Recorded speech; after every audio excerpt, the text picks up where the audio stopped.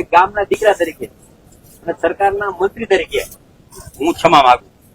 બીજી જે વાત છે, અત્યારે બહુ મને ગૌરવ થયું, અમે હે ને દમા બાપા નીચે તૈયાર થયા. આ વાત છે ને તમને હું અહીંથી કઈ જેવું તરત નિકાલ નથી થવાનો. આ બહુ અંગત રીતે કહું, ખોટી વાત નથી કરતો.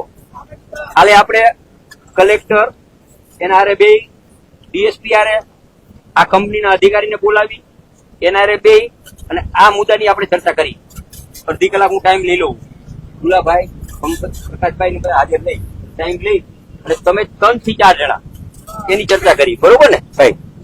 એ ચર્ચા કરી અને પછી આવતા વીકમાં અત્યારે તમે તમારી જે માંગણી છે, જે કામની નાતે, એ બધી આપણે ચર્ચા કરી લઈશું કાલે, બરોબર? અને બીજું એ પૈસા પછી 2-3 દી પછી હું મુખ્યમંત્રીનો ટાઈમ લઈ લઉં, ચીફ સેક્રેટરીનો ટાઈમ લઈ લઉં, એના મગજમાં ઉતારી હર્ષભાઈનો 2 દિવસ પહેલા હર્ષભાઈ અને હું મારો બંગલો ત્યાં છે રાજભવન, હર્ષભાઈનો છે. પરમથી સવારે હું ભેગો નાસ્તો કર્યો, ચર્ચા કરી, પછી સાંજે અમે મુખ્યમંત્રીને મળવા ગયા એટલે બધી વાત કરી છે. પણ વાત સાથે આ બધા મુદ્દા છે એ અમારા પાસે નહોતા. અમારા પાસે તો મુદ્દા એ હતા, ખેડૂતના ખેતરમાં, અમારા ખેતરમાં થાંભલા નીકળે એટલે જમીન કોઈ લેવા વાળું લે તો 40% ડાઉન, 10 લાખ 20 લાખનો વીઘો હોય તો 10 લાખમાં લઈ જાય, અને એ તો લેવા વાળા ન હોય. એ બધી અમે વાત કરી, બહુ વ્યવસ્થિત વાત કરી.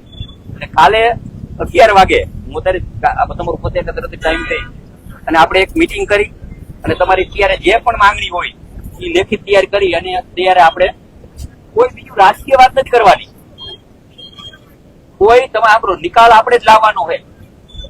અને આપણે તો ભગવાન પાસે પ્રાર્થના કરી કે બધા ખેડૂતનું ભલું થાય, ભાઈ બધા ખેડૂત. કારણ કે હું કચ્છનો પ્રભારી હું, કચ્છ આખું મારામાં આવે, મોરબી જિલ્લો આખો મારામાં આવે, ગુજરાતના મંત્રી તરીકે મારી પણ ગુજરાતની પણ જવાબદારી થાય, ગુજરાતની.